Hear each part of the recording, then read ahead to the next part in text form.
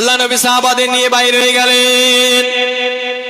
ও যুবকেরা, ও মা মুরব্বি বাপ জানেরা, মায়েরা গা বোনেরা মহিলারা, আল্লাহ নবী এক তারিখে সাহাবাদের করে বার হয়ে গেলেন। আল্লাহ নবী একটা কবরের পায়ে দিয়ে টুকটুক টুকটুক করে হেঁটে যেতে লাগলেন।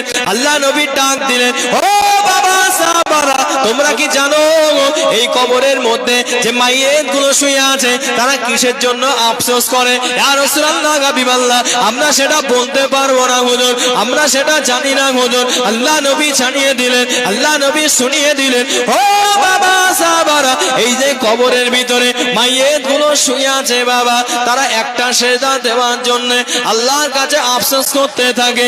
ও রব্বি আল্লাহ পাক, সারা জীবন দুনিয়া জমিনে এতগুলো বছর পার করে ফেললাম, আপনাকে রেদা করতে পারলাম না, আপনার সন্তুষ্টিখানা অর্জন করতে পারলাম না। ও রব্বি আল্লাহ পাক, ঠিক মতো নামাজ